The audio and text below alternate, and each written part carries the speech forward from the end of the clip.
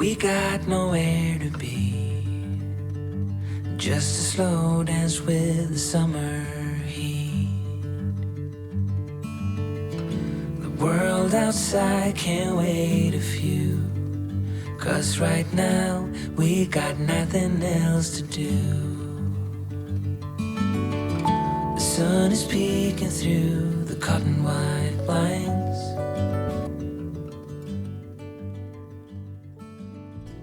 One year ago, I moved to this tiny cottage in the woods in Sweden, leaving my old life behind. It's been my dream for years, becoming the crazy cat lady, the witch of the forest, stepping into my final form.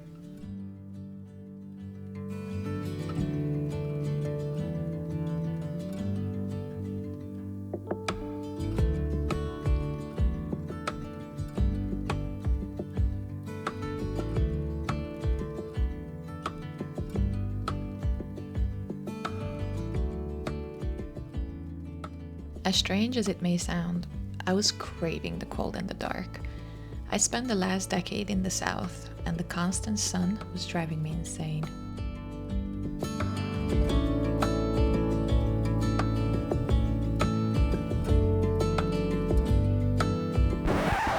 Wait, did I forget to introduce myself? Hi, my name is...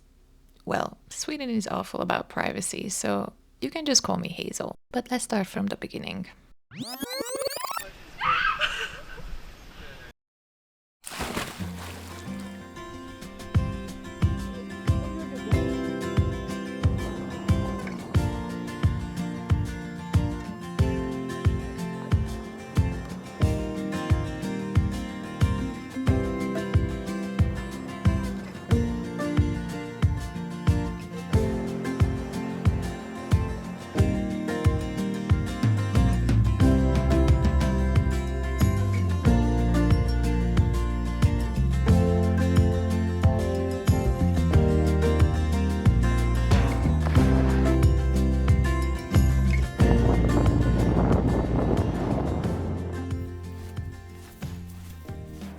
I've lived a very different life before.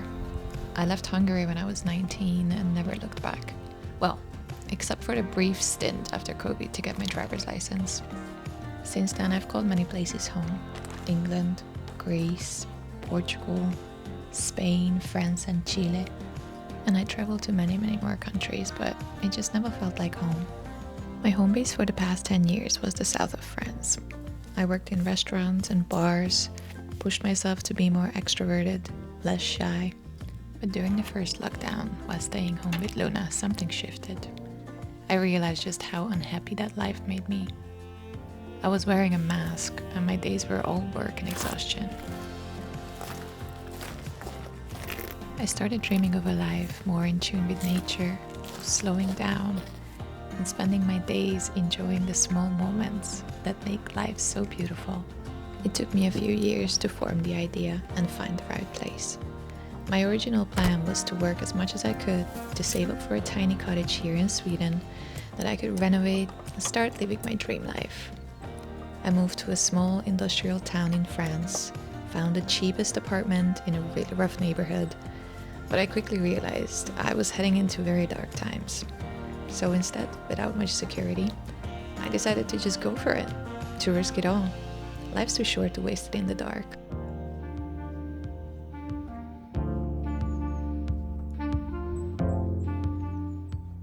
When I saw the listing for this cottage, I immediately knew it was the one. The landlord, though, thought I was trying to scam him, because why would anyone from another country want to move to the middle of nowhere? But I persisted, and eventually he believed me. So we moved here at the beginning of November, and honestly, I couldn't have asked for a better birthday present. My wardrobe had only a few proper winter clothes, so when the temperature dropped to minus 20 degrees, I had to get creative to stay warm. The cottage isn't very well insulated, and unfortunately, I don't have a wood burner. There's an air pump that works as a heater in winter, but it's pretty terrible economically. In my very first video, I put up the fairy lights outside, so now, a full year later, I've decided it's time to put them back up for the season.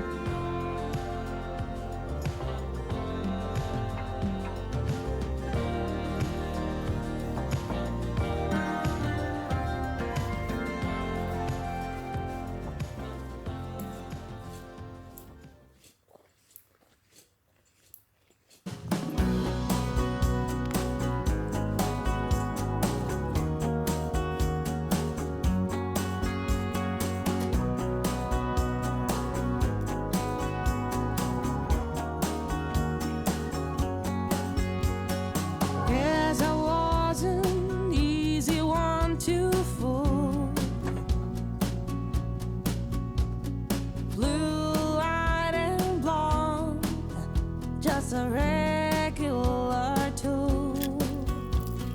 But some things you just don't realize,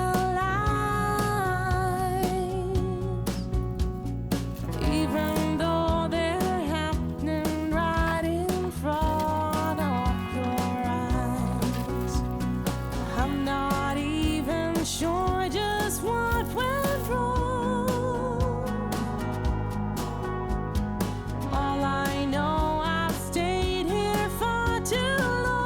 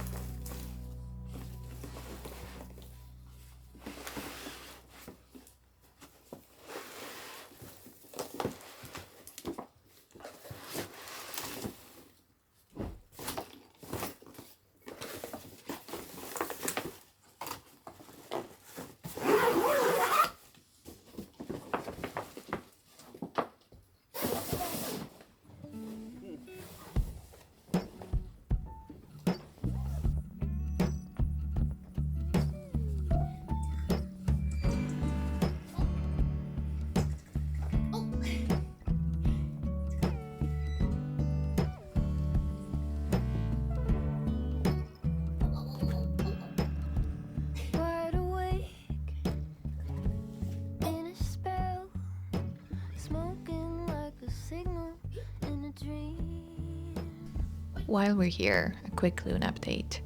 The medication seems to have helped, though he still gets dizzy most days, but only for a few seconds. I haven't been able to talk to the vet yet, so I'm not sure if he needs another round of treatment or if we just wait to see if he keeps improving. I watch him closely every day, writing down everything. He mostly gets dizzy while we play, even though I try to be as gentle as possible.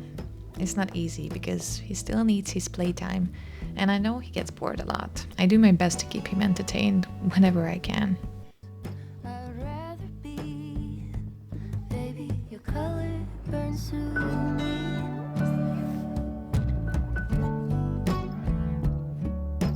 Colors burn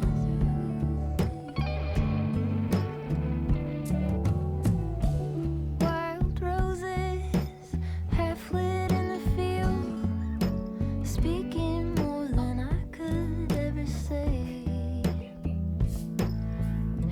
Cutouts in the darkness, I can see them still, climbing up the corners of your frame. Make me into a golden token, skip my stones on a creek. Every word we have quietly spoken, hanging in the air like strings. I found you just like an open window inside a new shade of green. I could live under this open window. There's nowhere else I'd rather be. In the spring, I was able to start my first little garden. I've always dreamed of growing my own food and herbs. I started small, which is very unlike me. But I didn't know what to expect here. The climate is different, animals live all around in the forest, and I also needed to test my own perseverance. Harvesting after so much time and care is one of the best feelings in the world for me. I had an abundance of chamomile and mint, a few of the sweetest strawberries I've ever tasted, and some cucumber, lettuce, and spinach to add to a summer salad. I don't even usually like vegetables, but I couldn't wait to taste them.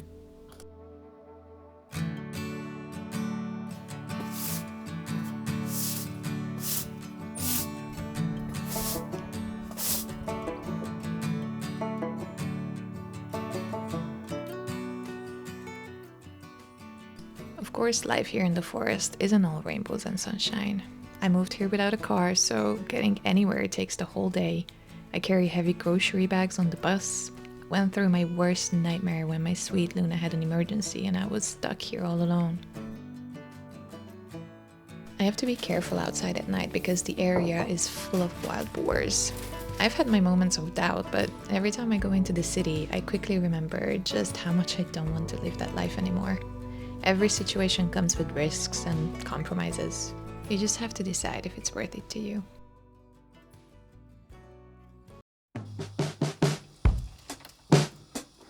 You